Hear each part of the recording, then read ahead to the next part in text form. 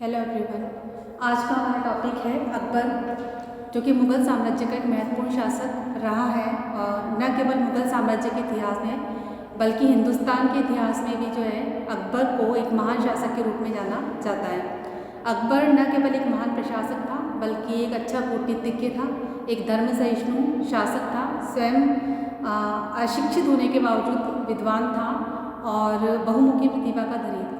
तो आज हम जो है अकबर पार्ट फर्स्ट में जो है अकबर का जीवन परिचय पढ़ने जा रहे हैं। अकबर का जन्म जो है राणा वीरसाल के यहाँ पर हुआ था, जो कि हिंदू शासक थे। अमरकोट के राणा वीरसाल के यहाँ पर अकबर का जन्म हुआ था और उनका जन्म समय है 15 अक्टूबर 1542 ईस्वी।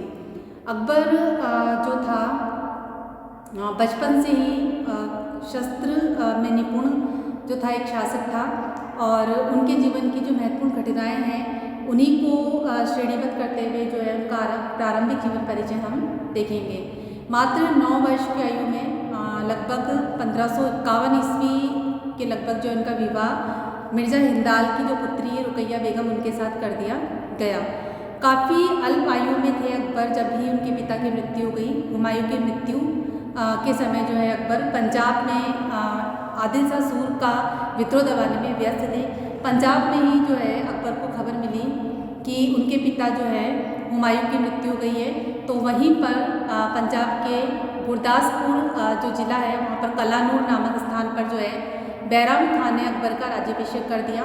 मात्र जो है लगभग 14 वर्ष की आयु में अकबर का राज्याभिषेक कर दिया गया था। 13 वर्ष 4 माह उनकी जो है वास्तविक आयु थी राज्याभिषेक के समय। और इसके पश्चात जो है उनको काफ़ी कठिनाइयों का सामना करना पड़ा। मुग़ल साम्राज्य के कई सारे विद्रोही थे, हालांकि बैरम खान जो उनके संरक्षण थे उन्होंने विद्रोह को दबाने में अकबर का हमेशा साथ दिया। यही कारण है कि 1555 से लेकर 1560 ईस्वी के मध्य जो है मुग़ल साम्राज्य अकबर ने चलाया बैरम खान के संरक्षण में, तो वास्तविक शासनकर्ता बैरम खान ही थे।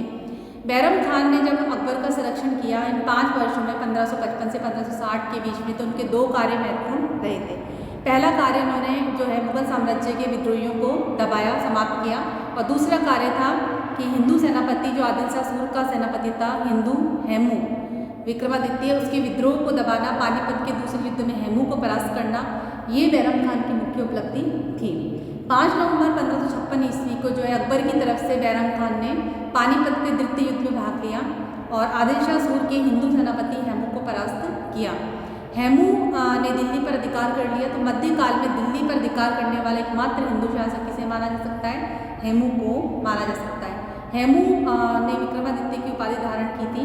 ऐसा करने वाला वह 14वां नंबर का शासक था। इससे पहले 13 शासक थे जिन्होंने कि विक्रमादित्य की उपाधि ले ली थी।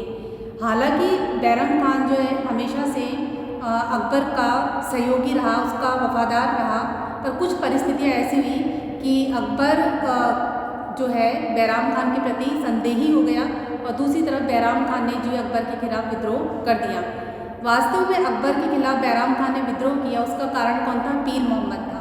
तो पीर मोहम्मद से परेशान होकर जो बैराम खान ने विद्रोह कर दिया और 1560 ईस्वी में तिलवाड़ा के युद्ध में जो है अकबर की तरफ से पीर मोहम्मद ने बैराम खान को परास्त किया। और इस युद्ध में परास्त होने के पश्चात जब बैराम खान मक्का की तरफ जा रहे थे हज की यात्रा के लिए, तो गुजरात के पास जो है पाटन नामक एक स्थान है, वहीं पर जो है 31 जनवरी 1561 ईस्वी को बैराम खान की हत्या कर दी मुबारक खान नामक एक अफगान सरदार ने। क्यों कर दी हत्या? क्योंकि मुबारक खान के पिता को मच्छीवाड़ा के युद्ध में, जो कि 1555 ईस्वी में हुआ था, अकबर ने परास्त करके मार डाला था। इस प्रकार बैराम खान का चैप्टर खत्म हो जाता है मुग़ल साम्राज्य से, क्योंकि बैराम खान की मृत्यु हो चुकी है। बैराम खान की मृत्यु से पहले जो वकील उस मुतलक था या वकील था जो प्रधानमंत्री था मुग़ल दरबार का, वो कौन था? मुनीम खान था, और वही अकबर का संरक्षक भी था। उसके बाद बैराम खान जो है उसे वकील बनाया गया, प्रधानमंत्री बनाया गया, अकबर का संरक्षक बनाया गया। और जब बैराम खान की मृत्यु हुई 1561 में, तो फिर से मुनीम खान को संरक्षक नियुक्त कर दिया गया। हम देखते हैं कि जब मुनीम खान का संरक्षण था, या मुनीम खान जब वो प्रधानमंत्री था, वकील था, उस समय जो है अकबर पर जो है हरम दल का काफ़ी प्रभाव रहा है। तो उस काल को हम पेटीकोट सरकार का काल भी कह सकते हैं, 1560 से 1562 के बीच का समय। कारण ये था कि अकबर की जो धाय माँ है महामनका, उसके पुत्र आदम खान और उसकी जो पुत्री है जीजी अनका, इन सब का प्रभाव काफ़ी था अकबर के ऊपर। अकबर के सारे निर्णय जो है इस हरम दल के महामनका और जीजी अनका के प्रभाव से ही लिए जाते थे। यही कारण है कि इस काल को पेटीकोट सरकार का काल के नाम से जाना जाता है मुगल काल में। जब अकबर को लगने लगा कि उसे जो है हरम दल के प्रभाव से मुक्ति चाहिए, तो उसने मुनीम खान को जो है प्रधानमंत्री वकील के यानी वकील के पद से हटा दिया और शमसुद्दीन अतक्का खान, जो कि जीजी अनका का पुत्र था, उसे जो है वकील यानी प्रधानमंत्री नियुक्त कर दिया। ये जो है आदम खान को उचित नागवारा गुजरा, तो उसने क्रोधित होकर जो है शमसुद्दीन अतक्का खान की हत्या कर दी।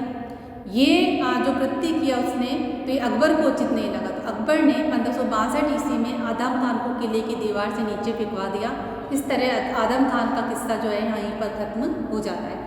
फिर से अकबर को विवश होकर मुनीम खान को वकील यानी कि प्रधानमंत्री नियुक्त करना पड़ा।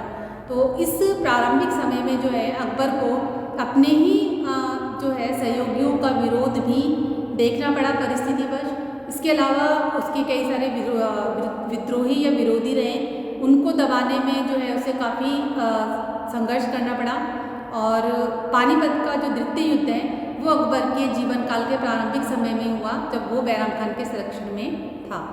धन्यवाद।